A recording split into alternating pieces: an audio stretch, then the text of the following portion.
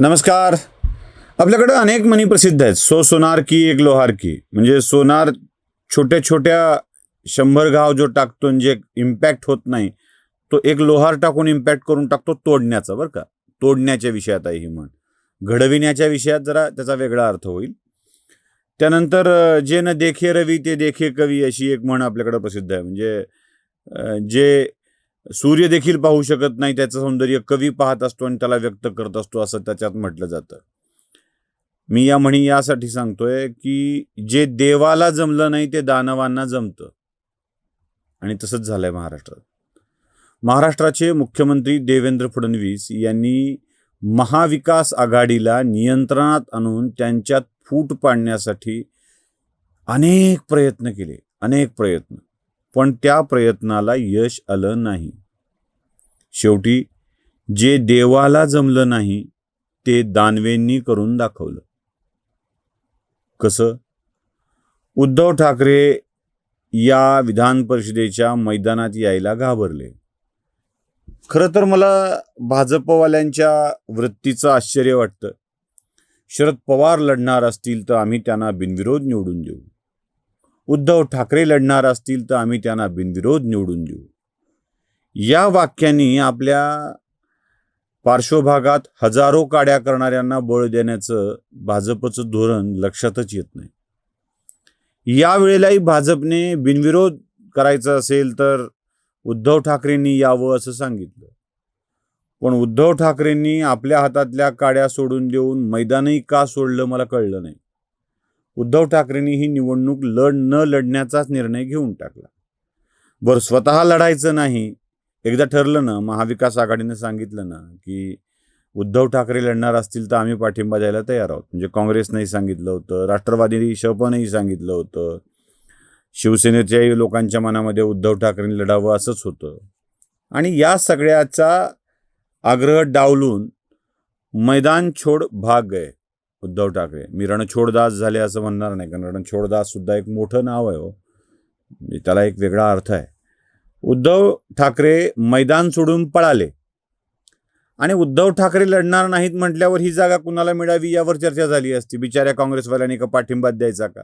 कधी शरद पवारला, कधी उद्धव ठाकरेला, तर कधी उद्धव ठाकरे म्हणतील त्याला. म्हणजे उद्धव ठाकरेवरचं प्रेम शक्य आहे, पण उद्धव ठाकरेंचं ज्याच्यावर प्रेम आहे त्याच्यावर कसं प्रेम करायचं? म्हणजे हा प्रकार त्या लव्ह मॅरेज सारखाचा, म्हणजे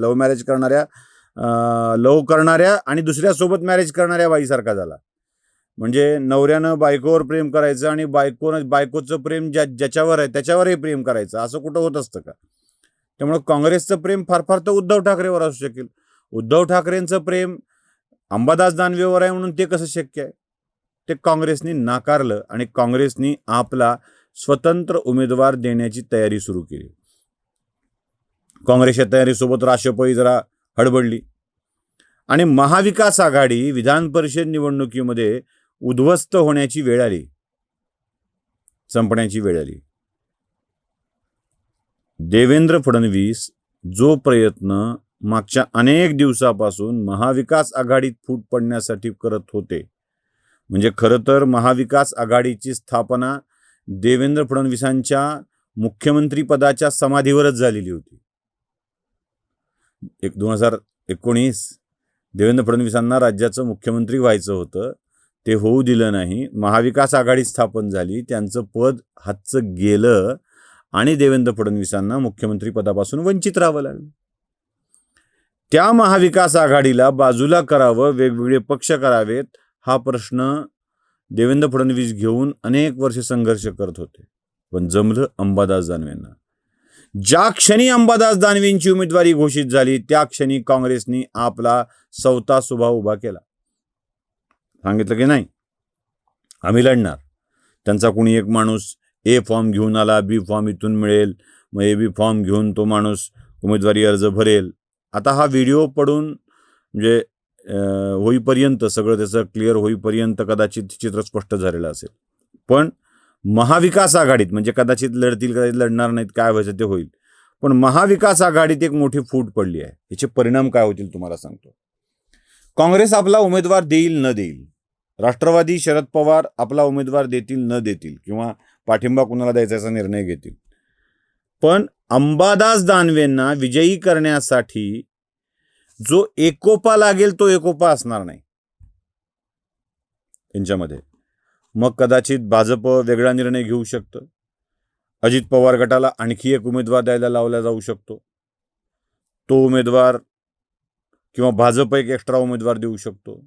शिवसेना एक एक्स्ट्रा उमेदवार देऊ शकते. आणि हा एक्स्ट्रा उमेदवार निवडणुकीच्या रिंगणात उतरवून विजयी करण्याचा आणि अंबादास दानवेंना पराभूत करण्याचा एक वेगळा खेळ खेळला जाऊ शकतो. आणि या खेळात राष्ट्रवादी शरद पवार, काँग्रेस पक्ष यातले असंतुष्ट मदत करू शकतात. एवढंच नाही, उद्धव ठाकरेंच्या पक्षात सुद्धा अंबादास दानवेंना मोठं व्हावं असा विचार असणारी माणसं कमी आहेत. आणि ते हा नवा खेळ घडवून आणू शकतात. आहे ना, जे देवाला जमत नाही ते दानवेंनी करून दाखवलं. एक उमेदवारी आणि काडकन मोठी दरार अशी स्थिती सध्या तरी महाविकास आघाडीत आहे. नमस्कार. धर्म जागृतीचा विधायक बुरुज